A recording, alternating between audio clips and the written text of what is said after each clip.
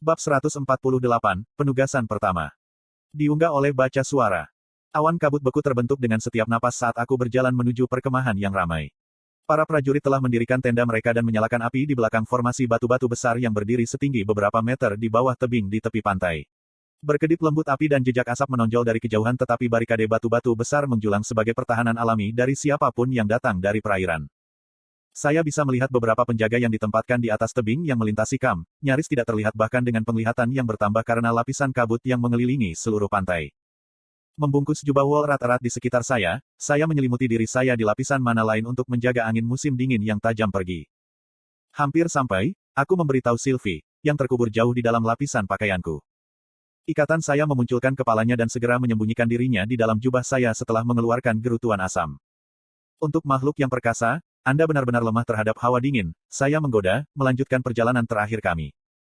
Kamu bukan orang yang harus terbang melalui angin terkutuk itu. Rasanya sayap saya berlubang bahkan dalam bentuk ini, keluhnya. Dan aku tidak lemah terhadap dingin, saya hanya membencinya. Petik 1. Aku terkekeh pelan saat aku mengambil langkahku. Sejak kami menolak gencatan senjata dengan Alakria, Aldir tidak bisa mengambil risiko melanggar perjanjian Asura dengan membuat gerbang teleportasi lagi. Ini berarti bahwa saya harus bergantung pada Sylvie untuk transportasi jarak jauh di mana saja dari gerbang teleportasi yang sudah ada. Saya hanya menyuruhnya mengubah sekitar 1 mil ke belakang agar tidak menarik perhatian. Sesuai permintaan Virion, saya harus tetap dengan divisi ini dan membantu mereka dalam skenario yang tidak mungkin bahwa kapal Alakrian dikirim sejauh ini di pantai. Namun, tanpa sepengetahuannya, saya telah menambahkan item lain ke agendanya. Berjalan di sepanjang bagian bawah tebing, aku menyembunyikan kehadiranku. Sementara sebagian besar penyihir menyembunyikan kehadiran mereka dengan membatalkan mana, pelatihan saya di Epeotus mengajarkan saya bahwa keseimbangan yang sempurna dari output mana melalui saluran mana saya dan input mana melalui pembuluh mana saya akan memungkinkan saya untuk tetap tersembunyi bahkan dari binatang mana yang paling waspada saat masih bisa menggunakan mana. Aku bisa melihat tenda berbentuk rumah yang agak mencolok di dekat kaki tebing tempat formasi batu-batu besar bertemu. Menilai dari kenyataan bahwa tenda itu terletak di area teraman dari perkemahan besar, setengah lingkaran dan ukuran tenda itu 3 kali lipat dari tenda-tenda jelek lainnya di sekitar, aku hanya bisa berasumsi bahwa tenda itu milik kapten. Ketika saya tiba di dekat tepi kam, saya mengambil beberapa potongan kayu yang rusak di sepanjang jalan dan secara alami berjalan melewati tentara yang sedang beristirahat. Tampaknya tidak ada yang keberatan, dengan tudung kepala saya dan setumpuk cabang dan ranting, saya mungkin terlihat seperti prajurit muda lainnya yang berharap mendapatkan gelar dengan berkontribusi dalam perang. Beberapa prajurit kawakan, memoles senjata dan baju besi mereka melawan cahaya api yang indah, memandang ke arah saya dengan sedikit perhatian sementara sekelompok prajurit yang lebih muda, yang jelas merupakan penakluk keturunan bangsawan berdasarkan pakaian yang dipercantik dan staf yang mencolok, mencemooh dan menyeringai di dataran saya. Pakaian. Para badut bodoh itu tidak tahu dengan siapa mereka mengejek, Sylvie mendesis ketika dia mengintip ekspresi mereka. Mereka lebih baik digunakan sebagai umpan. Mudah, saya menenangkan. Anda benar-benar mempelajari beberapa penghinaan penuh warna dari Lord Indrat. Ketika saya berjalan lebih dalam ke perkemahan, saya melewati stasiun memasak. Api besar yang berkobar di dalam lubang tanah yang terbentuk melalui sihir berjajar rapi dengan semur yang menggelegak di dalam pot saat pria besar berdada terbelah karena potongan daging. Bersihkan pot untuk daging yang ditusuk. Benfir dan Skren, bersiap-siap untuk mulai membagikan sup. Seorang wanita berbingkai agak kecil dengan ekspresi galak menderu perintah dengan sendok di tangan, memegang lebih seperti senjata daripada alat. Wanita yang memegang sendok melihat ke belakang dari bahunya ketika aku melewatinya. Dia memberi saya anggukan hormat, yang mengejutkan saya karena saya berasumsi tidak ada yang akan mengenali siapa saya sejauh ini dari peradaban. Aku hampir tiba di tenda besar di sudut terjauh kemah ketika benturan logam bernada tinggi di logam menarik perhatianku. Menjatuhkan dahan yang ada di tanganku, aku mengintip sekelompok tentara yang telah membentuk lingkaran di sekitar sumber suara, melihat dua augmenter terlibat dalam pertarungan persahabatan.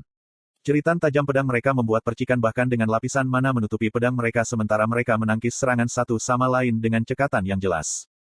Kau sudah lebih baik, Cedri, kata prajurit berambut pendek. Sementara dia terlihat sedikit lebih pendek dariku, lengannya terlihat hampir tidak wajar panjang.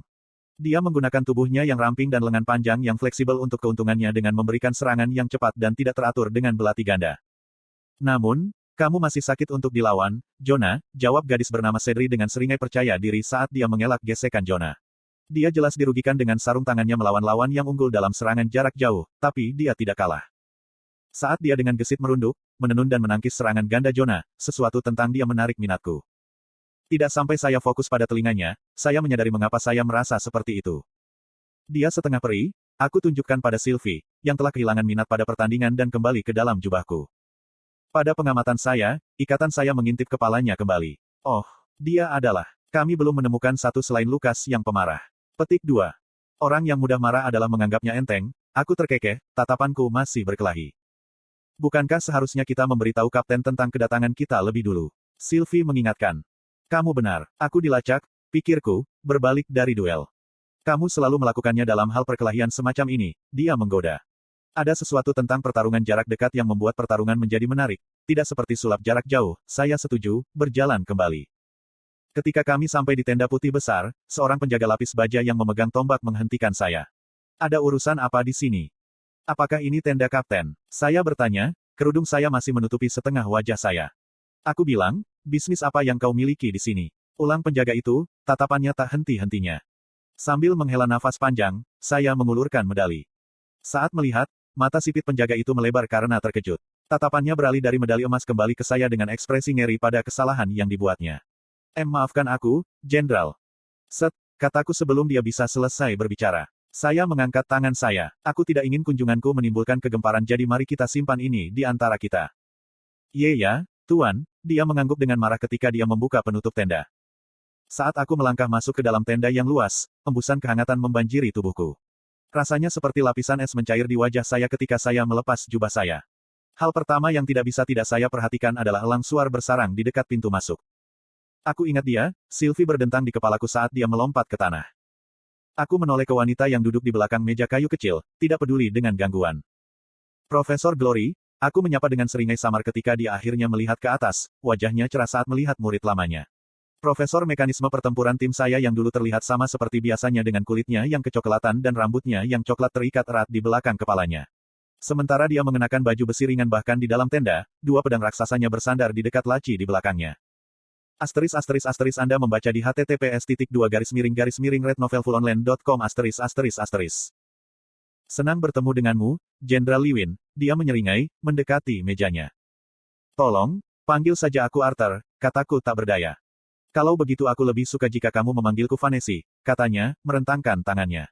Lagi pula, aku bukan lagi profesormu. Menerima pelukannya, saya perhatikan bahwa ini adalah pertama kalinya saya mendengar nama depan Profesor Glory. Baiklah kalau begitu, apakah Anda keberatan memberi saya laporan singkat tentang situasi di sini, Vanessa? Petik 2. Melepaskanku dari genggamannya yang kuat, Vanessa mengakui Sylvie dengan anggukan sopan sebelum meraih di belakang mejanya. Setelah beberapa saat mengobrak-abrik, dia mengulurkan perkamen yang digulung, tetapi mulai berbicara bahkan sebelum saya bisa membukanya. Saat ini, hanya aku dan divisiku yang kira-kira 3.000. Divisi saya ada di sisi yang lebih kecil tetapi kami memiliki bersama kami 58 penyihir, 20 di antaranya adalah penyihir sementara 10 adalah augmenter jarak jauh untuk menebus angka-angka tersebut. Ia membacakan. Aku mengangguk mengerti sambil membaca-baca perkamen. Seharusnya ada satu kapten lain bersamamu, kan? Kapten Audir dan divisinya sedang melakukan pawai di sini dari kota Maibur. Saya dapat mengirimkan transmisi jika Anda mau, jawab profesor lama saya.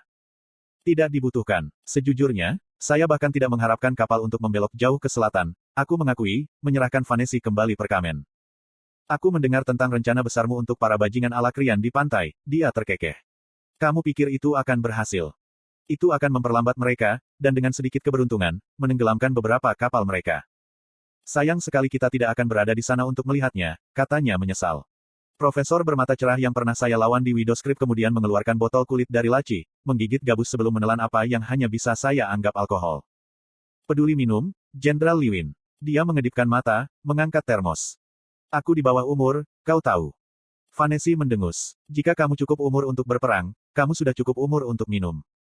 Bibirku meringkuk menjadi seringai ketika aku meraih termosnya dan meneguk. Cairan berasap membakar tenggorokan saya saat masuk ke perut saya, menghangatkan isi perut saya. Apakah pintar menahan diri seperti ini sebelum pertempuran? Sylvie bertanya dengan nada tidak setuju. Bersantai, hanya satu tegukan, jawab saya. Sambil menahan batuk, aku mengembalikan botol kulit itu kepada mantan profesorku.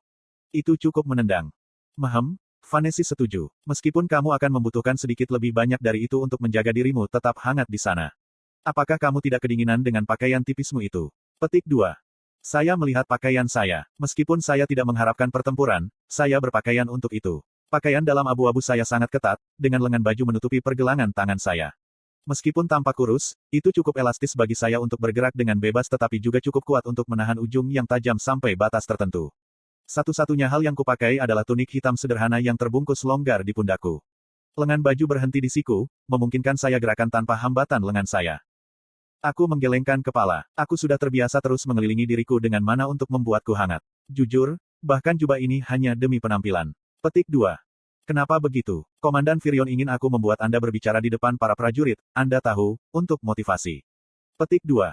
Tentang itu, aku menyeringai. Mari kita tunggu sampai Kapten Audir tiba. Saya berharap bisa bersenang-senang di kamp. Petik 2. Oh, keluh profesorku. Kamu lagi apa?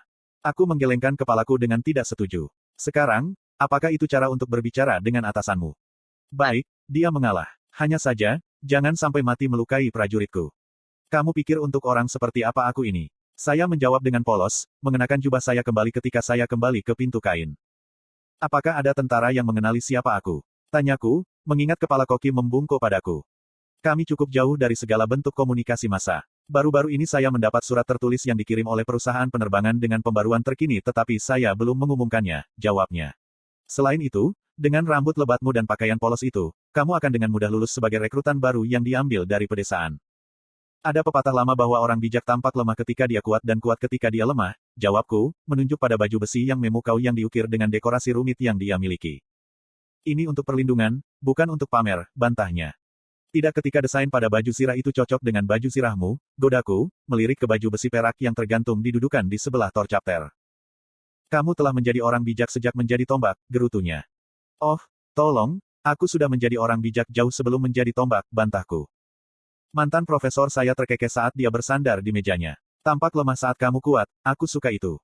Jangan ragu untuk mencurinya, kataku saat aku keluar dari tenda. Saya tidak bisa memberitahu mantan profesor saya bahwa kutipan ini berasal dari seorang jenderal kuno dari kehidupan saya sebelumnya, tetapi dia sepertinya tidak penasaran tentang asalnya. Apa yang ingin kamu lakukan? Sylvie bertanya dengan rasa ingin tahu ketika dia bersarang di atas kepalaku. Mengevaluasi kompetensi kondisi tentara kita saat ini, tentu saja. Keraguan Sylvie membanjiri pikiranku saat dia menghela nafas. Maksudmu berkelahi dengan mereka? Hanya untuk sedikit. Bahkan sebagai ikatan Anda, kadang-kadang saya merasa khawatir bahwa nasib benua ini sangat bergantung pada Anda.